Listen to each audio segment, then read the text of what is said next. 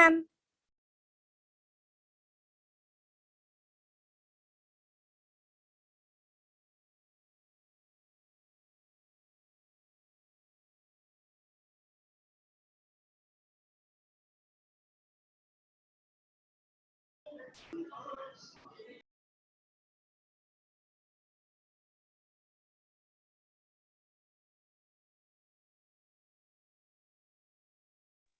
Good morning student. Good morning. Good morning ma'am. Copy रखो, pen रखो, pencil रखो। सबके पास बुक है? Yes ma'am. Yes ma'am. हाँ बेटा। मैम मैम कॉपी पेन और पेंसिल रखना है ना? हम्म। Yes ma'am. One pen, one pencil, copy. ठीक है। और जो जो डिफिकल्ट लगे पूछ सकते हो। आकृति, ध्यान से सुनना बेटा। Yes ma'am. पेंसिल रखो, कॉपी रखो और बुक की तरफ देखते रहो मैं क्या क्या पढ़ा रही हूँ। ठीक है, चलो स्टार्ट करते हैं। चैप्टर 11 हमारा छत्तीसगढ़। ठीक है, स्टार्ट कर रहे हैं। चैप्टर 11 हमारा छत्तीसगढ़। मेरी वॉइस क्लियर है? Yes ma'am. 5 मिनट वेट कर लेते हैं सबके आने का, उसके बाद स्टार्ट करते हैं। Okay ma'am.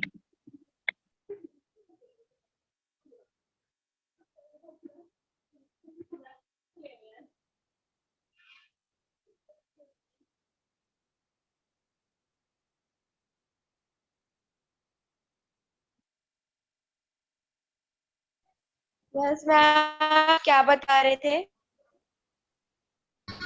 मैम आवाज अच्छे से नहीं आ रहा है। अभी तो मैंने कुछ बोला ही नहीं। Okay ma'am.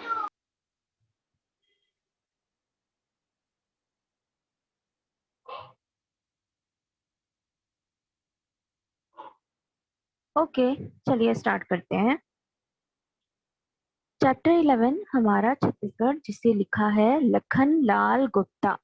श्री लखन लाल गुप्ता। किसी भी चैप्टर के, जितने भी चैप्टर अभी तक मैंने करवा दिए हैं, सभी के लेखक और कवि का नाम आपको याद रहना चाहिए। जब भी मैं एग्जाम में, टेस्ट में कोई भी क्वेश्चन दूं, आपको लेखक का नाम लिखकर ही संबोधित करना है कि प्रस्तुत कविता में, प्रस्तुत गद्यांश में या प्रस्तुत पाठ में लेखक डैश डैश डैश जो भी उनका नाम है, उन्होंने ये पंक्ति इसलिए की है, ये पंक्ति इसलिए बताई है, ये पंक्ति इसको सदृश की है, ये इस पर रिलेटेड है। ये सब आपको अपने एग्जाम में जब किसी भी पद्यांश का या किसी भी गद्यांश को पूछा जाता है, तब आपको लिखना है।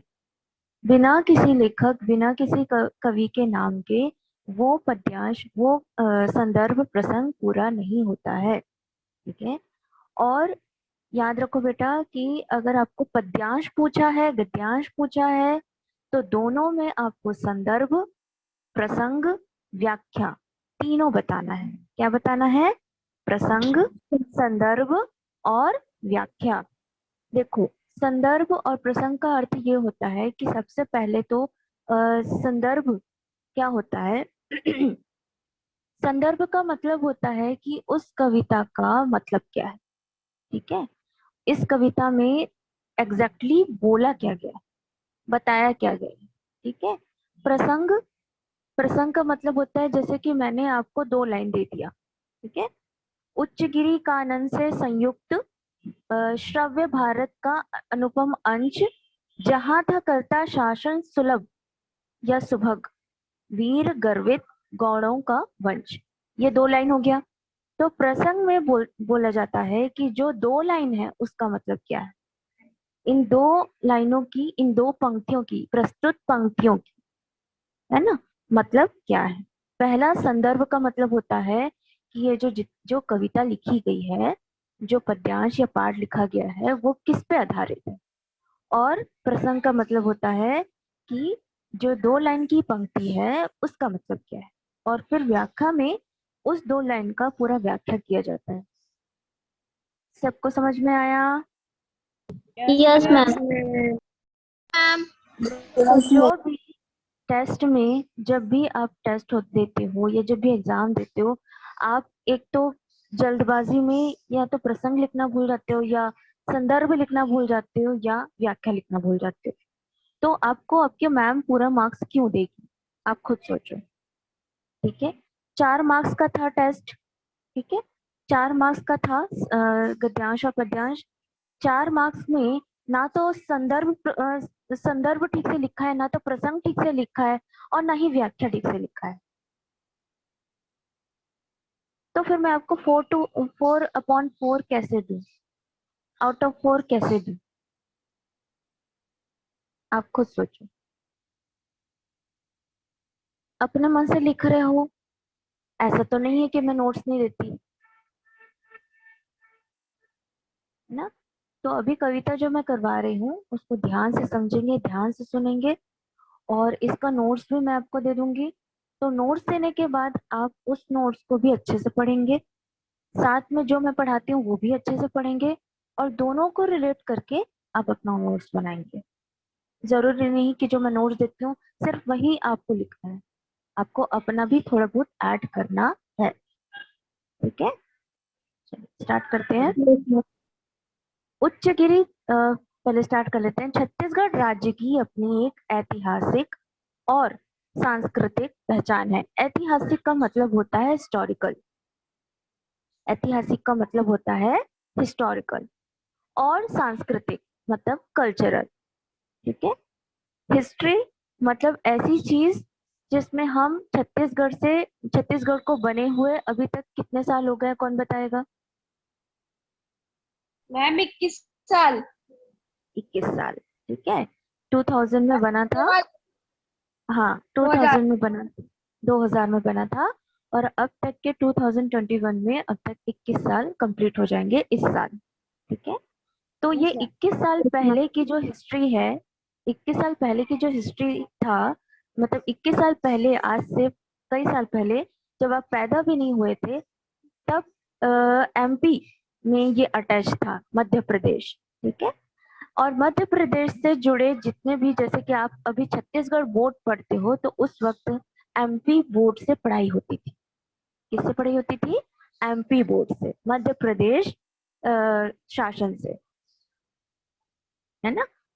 आपके मम्मी पापा भी पढ़े होंगे उस वक्त में, क्योंकि 2000 से पहले के जितने भी लोगों ने पढ़ाई कंप्लीट की है वो एमपी बोर्ड से की है। ठीक है, इवन मैंने भी की है। तो आ, ये था कि एमपी बोर्ड में जुड़ने से पहले इनकी जो ऐतिहासिक चीजें थी, ऐतिहासिक का मतलब हिस्टोरिकल, हिस्ट्री में देखा जाए तो हमारा घना जंगल, गहन आबादी नहीं थी, हम बहुत कम आबादी वाले थे। साथ ही साथ यहाँ के जंगल की और आबादी की या व्यवस्था की या नगर की या टाउन की बात करें तो बहुत ही कम आबादी में हम रहते थे, है ना। धीरे धीरे ये आबादी बढ़ने लगी, क्योंकि जब छत्तीसगढ़ शासन आया तो आबादी को बढ़ाने के लिए कई घर बनाए गए, राज्य शासन अलग बना, नगर प्रशासन अलग बना, नगर निगम अलग बना, और इस वजह से इस नगर निगम से, इस डिस्ट्रिक्ट से अलग बना। पहले बहुत कम डिस्ट्रिक्ट हुआ करते थे, अब 26 से 28 या 30 डिस्ट्रिक्ट हो गए हैं, अब तो शायद 31-32 डिस्ट्रिक्ट बन गए हैं।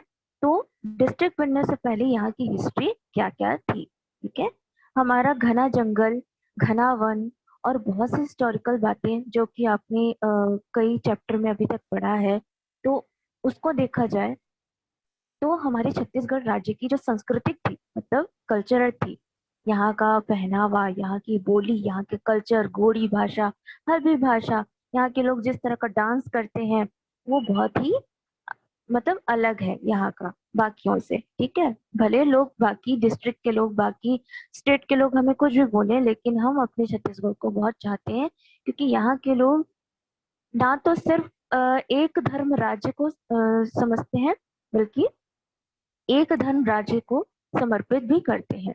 मतलब जहाँ का खाया वहाँ का ही गुण गाना है। ठीक है, ऐसा ही बोला जाता है। ठीक है, तो सांस्कृतिक पहचान की ओज में ही गौरव गाथा रही है। भारतीय भूभाग की यह धरती अपनी प्राकृतिक संपदा, विविध पंथों के धार्मिक सद्भावना, प्रकृति के नयनाभिराम छटाओं, सुंदर सरल भोली भाली जीवन शैली के लिए अपनी विशिष्ट पहचान रखती है। गौरव गाथा, गौरव का मतलब होता है जो प्राउड फील करने वाली जो गाथा है। गाथा का मतलब कहानी, ठीक है। ओजमयी मतलब कि एक ऐसा चीज, जैसे कि कई ऐसी हिस्टोरिकल कथाएं हैं, कई ऐसी हिस्टोरिकल स्टोरीज हैं जिसमें हम अपनी छत्तीसगढ़ से रिलेटेड, जैसे आपको कुछ साल पहले पता चला होगा कि भगवान राम जी के जो माता जी हैं कौशल्या माता, वो इनका मायका है। छत्तीसगढ़ कौशल्या माता का क्या है, मायका है। तो ऐसे ऐसी कहानियां आपको पता चलेंगी जो हिस्ट्री में भगवान जी से रिलेटेड है, कई ऐसे राजाओं से रिलेटेड है, कई ऐसे कहना चाहिए कि पुरानी चीजों से, जैसे लकड़ी का बनना, पत्थर का मिलना, खदान से मिलना, सभ्यता का मिलना। जैसे हड़प्पा संस्कृति में आपको खदान से बहुत सारी चीजें मिली, वैसे ही यहाँ पर भी बहुत सारे राजा की, मंदिरों की बहुत सारी चीजें मिलेंगी धीरे धीरे धीरे धीरे। अभी तो सिर्फ 21 साल हुए हैं, और आगे जाने के बाद और भी कोई चीजें मिल सकती हैं, अभी हमें पता नहीं है। भारतीय भूभाग की यह धरती अपनी प्राकृतिक संपदा, विविध पंथ, प्राकृतिक संपदा, नेचुरल, ठीक है। अगर आप बस्तर को देखोगे, सरगुजा को देखोगे, अंबिकापुर को देखोगे, रायगढ़ को देखोगे, और कोरबा को देखोगे, बहुत सारे ऐसे हैं, कोरिया को देखोगे, जशपुर को देखोगे, यहाँ बहुत ज्यादा मात्रा में आपको जंगल दिखाई देंगे। आपको लोगों की बसाहट कम दिखेगी, जंगल ज्यादा होते हैं, ठीक है। जैसे कि आप सबसे ज्यादा आपको पता होगा केशकाल, नारायणपुर, यहाँ कितने सारे जंगल है ना। इतने जंगल है बेटा कि भिलाई कुछ नहीं है, कुछ भी नहीं है, इतने जंगल है यहाँ के, ठीक है। विविध पंथ, विविध पंथ का मतलब है कि विविध का मतलब होता है डिफरेंट, विविध, और पंथ का मतलब है, पंथ यानी बहुत सारे पंथों को मानने वाले लोग। पंथ का मतलब होता है जैसे कि सिख पंथ होता है ना। यहाँ पर सतनाम पंथ होता है, कबीर पंथ है, बहुत सारे पंथ है जो अलग अलग लोग इनको मानते हैं। धार्मिक सद्भावना है, एक दूसरे से जुड़ते हैं। यहाँ पर कोई ऐसा नहीं है जिसको हम बोले कि तुम मुस्लिम हो, तुम हिंदू हो, तुम सिख हो, तुम ईसाई हो। यहाँ सब एक धर्म को मानने वाले लोग हैं। प्रकृति के नयना अभिराम, प्रकृति के नयना अभिराम का मतलब है जैसे नेचर से, जैसे प्रकृति है। नयन अभिराम, नयन का मतलब आंख, और अभिराम का मतलब नयन को चाहने वाला, ठीक है। प्रकृति को चाहने वाला नयन अभिराम होता है। छटाओं, सुंदर सरल भोली भाली जीवन शैली, सुंदर और सरल, सुंदर और सरल जीवन शैली। जीवन शैली का मतलब जैसे कि हम जो डेली रूटीन करते हैं, हमारा जो बेसिक्स है, हम जो पढ़ते हैं, सुनते हैं, हम जो लोगों की डेली एक्टिविटी देखते हैं, वो सुंदर और सरल है। भोली भाली जीवन शैली, यहाँ के लोग बहुत भोले भाले हैं। ऐसा नहीं है कि एकदम भोले भाले हैं, भोले भाले इसलिए हैं क्योंकि यहाँ के कल्चरल ऐसे है ना, यहाँ की संस्कृति ऐसी है कि यहाँ के लोग सभी भोले भाले हैं। आप किसी को भी बोलेगा कि छत्तीसगढ़िया सबसे बढ़िया, ऐसी बात बोलते हैं ना, छत्तीसगढ़िया सबसे बढ़िया, क्योंकि यहाँ के लोग अच्छे हैं, यहाँ की संस्कृति अच्छी है, हिस्ट्री अलग है, संस्कार अलग है, अपनी विशिष्ट पहचान रखते हैं। किसानों के मेहनत कश जीवन का प्रतीक, धान का कटोरा, क्योंकि बहुत मात्रा में जंगल है तो बहुत मात्रा में खेती किसानी भी होती है। यहाँ के लोग खेती किसानी पर ही निर्भर होते हैं, इसलिए किसान जो होते हैं वो इनकी जो मात्र एक सोर्स होती है, एक स्रोत होता है, वो है धान, ठीक है। चावल, गेहूं, इनका मात्र एक स्रोत है।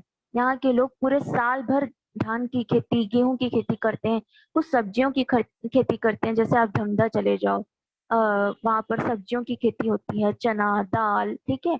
और आप जैसे कोरबा चले जाओ, कोरिया चले जाओ, यहाँ पर मोस्टली खेती किसानी बहुत ज्यादा होती है, लेकिन बस्तर के लोग हमेशा जंगल पर निर्भर करते हैं। तो जो जंगल की चीजें हैं वो उनके लिए उनका स्रोत है, उनके धन का स्रोत है, उनके जीवन पर्यंत जो कहना चाहिए कि उनके जैसे कि हम कहते हैं कि हमारा जॉब एकमात्र है, हम जॉब से अपना अर्निंग करते हैं, तो वहाँ के लोग जंगल से जो भी चीजें मिलती है, चाहे वो लकड़ी हो, बांस हो, फल हो, फ्रूट हो, महुआ हो, इन सबको वो बेचकर अपना पूरा साल भर का लाइफ जीते हैं। ठीक है। धान का कटोरा क्यों कहते हैं? क्योंकि यहाँ पर जितने धान पैदा किए जाते हैं, और अराउंड छत्तीसगढ़ में सबसे ज्यादा धान पैदा यहाँ होती है। ठीक है। और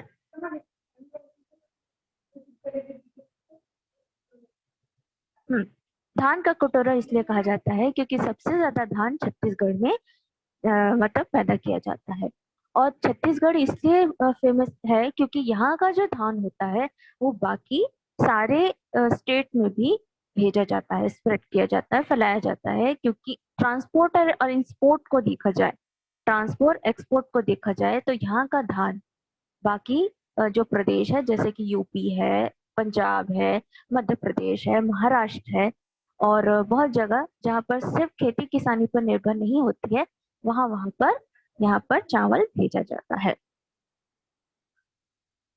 प्रसिद्ध यह राज्य जिन विविधताओं से पूरित और सुशोभित हो रहा है, उसे कवि ने अपनी कविता में सरल रूप से प्रस्तुत किया है। विविधता, विविधता का मतलब होता है जैसे कि आपके डिफरेंट कल्चर, डिफरेंट पहनावे, डिफरेंट बोली। क्योंकि देखो, सरगुजा के लोग सरगुजा की भाषा बोलते हैं, बस्तर के लोग बस्तर की भाषा बोलते हैं, गोड़ जो बस्तर सुकमा है उनकी भाषा अलग होती है, थोड़े अलग अलग इनकी बोलियां हैं, बट होते ये सब छत्तीसगढ़ के ही हैं। जैसे हम भारतीय हैं, वैसे ही हम छत्तीसगढ़ के भी अलग अलग बोलियों भाषाओं से सुसज्जित हैं। इसलिए अपनी विविधता, अपने कल्चर को लेकर हम चलते हैं। अब आते हैं कवि की कविताएं। ठीक है। लखनलाल गुप्ता जी ने यहाँ के जो कल्चर को लेकर, यहाँ की संस्कृति को लेकर, यहाँ के कहना चाहिए कि प्रकृति की सुंदरता को लेकर इसे, इस कविता को निखारा है। कैसे निखारा है, आइए पढ़ते हैं। उच्चगिरी कानन से संयुक्त भव्य भारत का अनुपम अंश, जहां था करता शासन सुभग, वीर गर्वित गौणों का वंश। ठीक है। उच्च, उच्च का मतलब होता है हाई, उच्च मतलब हाई, गिरी मतलब पर्वत, गिरी मतलब पर्वत। कानन, कानन का मतलब जैसे कान में जैसे कानों में सुशोभित होता है, कान में जैसे बालियां पहनते हैं, वैसे ही उच्चगिरी कानन से संयुक्त। बहुत सारे जगहों पर आप देखोगे कि पहाड़ हैं, ऊंचे ऊंचे पहाड़ है, नारायणपुर, सुकमा, बस्तर, केशकाल, सरगुजा, कोरिया, कोरबा, जशपुर, जगदलपुर, यहाँ पर इतने पहाड़ हैं, इतने पहाड़ हैं कि मतलब जैसे कि आपको चित्रकूट पता होगा, चित्रकूट का झरना, चित्रकूट का जलप्रपात, त्रिकुट पर्वत, सॉरी त्रिकुट बोलती हूँ, क्या नाम है इसका? बस्तर में है, आज forget यार। तो ऐसे ऐसे पर्वत हैं, उनका नाम याद आएगा तो जरूर बताऊंगी, लेकिन ऐसे हैं कि पर्वतों के नाम तो इतने हैं कि आप काउंट नहीं कर पाओगे, बहुत सारे पर्वत हैं। ठीक है। चित्रकूट जो कि सबसे फेमस है, जगदलपुर का, और जशपुर का भी है, जांजगीरी का भी है, जांजगीर चांपा में भी बहुत सारे अच्छे अच्छे पहाड़ हैं। तो इतने सारे पहाड़ हैं कि आप काउंट नहीं कर पाओगे। ठीक है। हाँ, वो जानते होगे आप, छत्तीसगढ़ का शिमला किसे कहते हैं? Yes ma'am. किसे बोलते हैं छत्तीसगढ़ का शिमला? Main part. हाँ, मेन पार्ट, हाँ, मेन पार्ट। Main part. तो मेन पार्ट में आप अगर घूमे होगे कभी भी, तो देखना आप वहाँ पे बहुत सुंदर झरने और बहुत सुंदर सुंदर पहाड़ियां हैं। ठीक है। तो यहाँ पर उच्चगिरी कानन से संयुक्त, संयुक्त का मतलब एकजुट होकर, जो पहाड़ों की संख्या है वो तो गिन नहीं सकते, संयुक्त है। भव्य भारत का अनुपम अंश, भव्य हमारे जो भारत देश है उसका हम अनुपम एक अंश है। अनुपम का मतलब कहना चाहिए कि जिसकी कोई, जिसकी वैल्यू अलग है। अनुपम जिसकी वैल्यू बहुत ऊंची है। अनुपम अंश, जहां था करता शासन सुभग, जहां करता शासन सुभग। सुभग का मतलब है बहुत ही नेचुरल तरीके से, अच्छे तरीके से। यहाँ पर वीर गर्वित गौड़ों का वंश, गौड़ जाति यहाँ पर सबसे ज्यादा है। ठीक है, गौड़ जाति, गौड़ वंश के राजा जो थे उस वक्त के, जो शासन करते थे, राजा थे यहाँ के। जगदलपुर देख लो, नारायणपुर देख लो, केशकाल देख लो। अगर आप जगदलपुर जाओगे तो आपको पता चलेगा कि गौड़ वंश के राजा अभी भी वहां पर बहुत अच्छे से अपनी शासन करते हैं, अभी भी करते हैं, राजा कहलाते हैं। और उनके ही मतलब नीचे काम करने वाले लोग जो होते हैं वो ऐसा बताते हैं कि अभी भी उनका कल्चरल ऐसा है कि जैसे राजा राज करते हैं। ठीक है, वो राजा के ही जैसे होते हैं, वहां पर उनकी जो हैबिट होती है, वहाँ का जो कल्चर है, वो अभी भी उनको राजा ही मानता है। दशहरा आपने सुना होगा, जगदलपुर नारायणपुर का जो दशहरा होता है 10 दिन का होता है। तो वो उस राजा के द्वारा, मतलब उस कल्चर में ऐसा है, वहां के लोग मानते हैं कि वो 10 दिन का दशहरा उस राजा के हिसाब से होता है। ठीक है, मैम बोलिए। मैम उसमें बहुत सारी झांकियां भी निकाली जाती है ना। हाँ, पता होगा यस आपको, मैम। है ना। झांकियां निकाली जाती है, 10 दिन तक के खाना पीना, भीड़ बहुत जुटता है। 10 दिन का अलग अलग रिवाज होता है, जैसे फर्स्ट दिन में कुछ और, सेकंड दिन में कुछ और। कुछ लोग मानते हैं कि रावण की पूजा होती है, लेकिन ऐसा नहीं है। वहां पर आप जाओगे तो आप वहां पर समझ आएगा कि क्या होता है। रावण की पूजा नहीं होती है, बस ये है कि हमारा जो छत्तीसगढ़ है वो कौशल्या माता का मायका है, तो राम जी को मानने वाले लोग भी बहुत है। ठीक है, क्योंकि राम जी का ये नानी घर है, इसलिए यहाँ पर जो कल्चर है वो कौशल्या माता से चलता है। और राम जी से रिलेटेड, क्योंकि राम जी जब वनवास जा रहे थे, काफी हद तक उन्होंने दंडक वन में यहाँ पर प्रवास किया था। दंडक वन जो हिस्सा कहलाता है थोड़ा सा एमपी का और थोड़ा सा छत्तीसगढ़ का।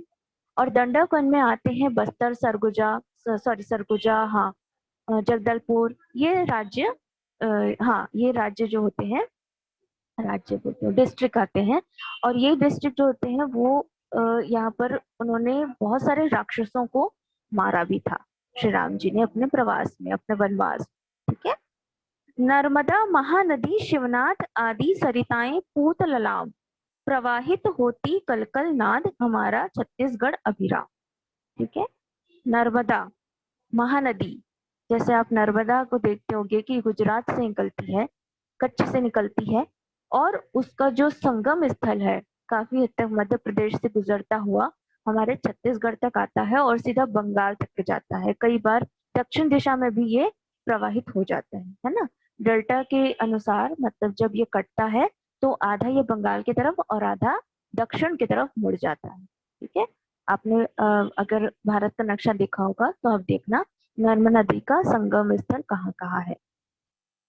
महानदी, महानदी जहाँ से आप जानते हो बिलासपुर और कई हद तक एमपी से निकलती हुई वो छत्तीसगढ़ में आती है। और अभी अभी केबीसी में भी क्वेश्चन आया था महानदी से रिलेटेड, आप देखते होगे तो आप देखना। शिवनाथ, शिवनाथ जो कि हमारी सबसे पूजी जाने वाली दुर्ग क्षेत्र की सबसे सुंदर संगम स्थल है शिवनाथ का। ये सरिताएं पूत ललाम, पूत ललाम का मतलब ललाट पर जैसे किसी ने तिलक डाल रखा हो, ललाट पर जैसे तिलक इसने रखा हो या तिलक लगाया हो, ऐसी नदियां बहती हैं। पूत का मतलब होता है पुत्र। जैसे ललाट पर हम तिलक लगाते हैं, वैसे ही ये हमारे छत्तीसगढ़ पर एक तरह का तिलक होती है। प्रवाहित होती कलकल नाद, प्रवाहित का मतलब बहना, होती कलकल मतलब अगर आप देखोगे रेनी सीजन में, बारिश के मौसम में इतना ज्यादा हाईली होता है इनका जो प्रेशर होता है, इनकी स्पीड होती है। अभी आप सुने होंगे रायपुर में बाढ़ आ गई और बहुत जगह बाढ़ आ गई, गरियाबंद में बाढ़ आ गई। तो इतना डेंजरस हो जाता है जब बारिश होती है कि कलकल नाद, नाद मतलब कि जैसे आवाज होती है, साए साए की आवाज होती है, इतना स्पीडली बहती है। हमारा छत्तीसगढ़ अभिराम, हमारे छत्तीसगढ़ का अभिराम मतलब एक तरह का ये एक नाम की तरह चलता है ना। ये हमारे छत्तीसगढ़ को प्राउडली फील कराने वाली नदियां हैं। रतनपुर करता गौरव प्रकट। रतनपुर आप लोग जानते होंगे कि दक्षिण एरिया में है, छत्तीसगढ़ के दक्षिण एरिया में रतनपुर नाम का एक डिस्ट्रिक्ट है और एक गांव है। रतनपुर करता गौरव प्रकट, सुयश गाथा प्राचीन मलार। रतनपुर जो कि हिस्टोरिकल एक डिस्ट्रिक्ट या गांव माना जाता है। यहाँ पर ऐसे ऐसी प्रथाएं हैं, ऐसे ऐसे जगह हैं, क्या वंश जो मैंने बताया राजाओं का वंश है रतनपुर, यहाँ पर रहने वाले लोग। प्राचीन मलार मतलब यहाँ पर आपको इतनी प्यारी प्यारी मूर्तियां मिलेंगी, अच्छे अच्छे जंगल मिलेंगे, बहुत सारी कलाएं प्रतिमाएं मिलेंगी, जिसको आप देखकर मतलब कहोगे अरे बाप रे, मतलब ये उस समय के हैं जब शायद पूरे इंसान नहीं थे। पहाड़ों पर चित्रकारी और ऐसी ऐसी कलाएं मिलेंगी कि आप खुद सोचोगे कि मतलब छत्तीसगढ़ में कितनी ज्यादा हिस्टोरिकल बातें अभी भी बची होंगी। नित्य उन्नति अवनति का दृश्य, जैसे जैसे 21 साल से हम और ज्यादा बढ़ते जाएंगे, हमारी ये प्रगति, हमारी ये अवनति बढ़ती जाएगी, है ना। उन्नति और अवनति का मतलब होता है कि हम कैसे प्रोग्रेस कर रहे हैं। जैसे अभी आप रायपुर को देख लो, स्टेडियम बन गया, बहुत सारी चीजें, मतलब एक एक के बाद एक के बाद एक प्रोग्रेस होता जा रहा है। देखता दहला खड़ा उदार, देखता दल्हा खड़ा उदार। दल्हा एक पहाड़ी का नाम है। दल्हा पहाड़ी दल्हा पहाड़ी के नाम से आप सुनोगे कि रतनपुर का सबसे फेमस पहाड़ी है वो। उदार खड़ा उदार मतलब वो आज तक है, दल्हा पहाड़ी बहुत प्राचीन है, आज तक है, उसे किसी ने कोई हार्म नहीं किया है। तो उदार उदार मतलब कि जैसे दयालु होते हैं, जैसे कोई दया से हमें देख रहा होता है, वो आज भी उस प्राचीनता को निखारता हुआ दिख रहा है। दल्हा पहाड़ी में बहुत सारी माता गुफाएं भी प्रचलित हैं, माता का मंदिर है। आप लोग अगर कोई जाता होगा तो वो बता सकता है। तीर्थ स्थल राजिम परम पुनीत और शिवरी नारायण धन्य। तीर्थ स्थल राजिम, आप यहाँ से उत्तरी तरफ से आप जाओगे तो आपको राजिम पड़ेगा। राजिम प्रयाग कहलाता है, जहाँ पर 3 संगम स्थल होती हैं, 3 नदियों का संगम स्थल है। और यहाँ पर काफी प्राचीन मंदिर है शिव जी के, विष्णु जी के, ठीक है।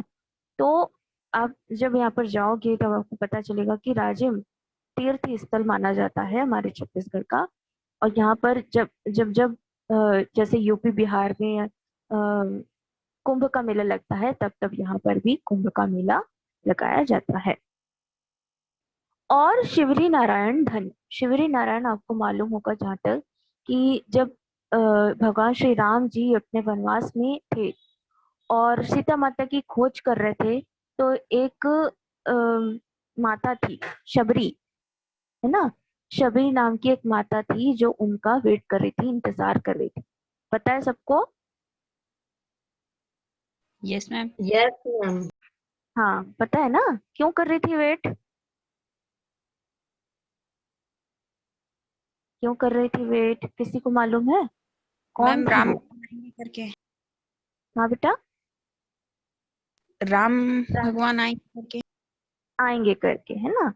उनको क्या था, राम जी से उनकी इतनी भक्ति परम थी, परम का मतलब उच्च, मतलब अलौकिक। उनका ये मानना था कि श्री राम जी के लिए ही उन्होंने जन्म लिया है, उनके दर्शन मात्र से ही उनको मुक्ति मिलेगी।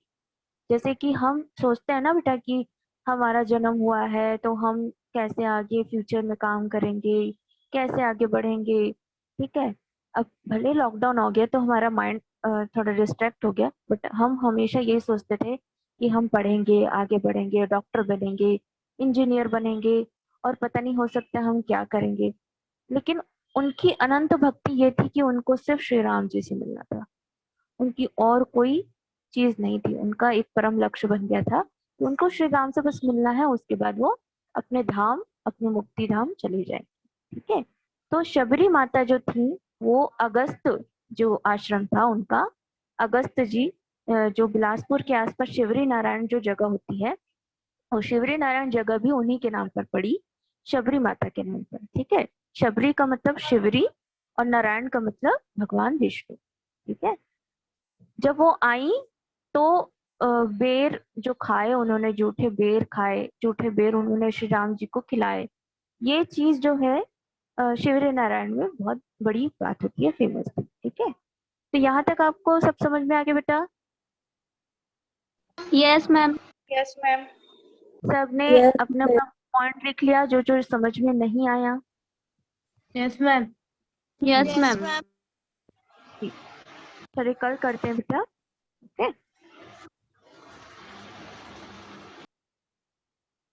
लेफ्ट होते जाओ, कल करेंगे इसे पूरा।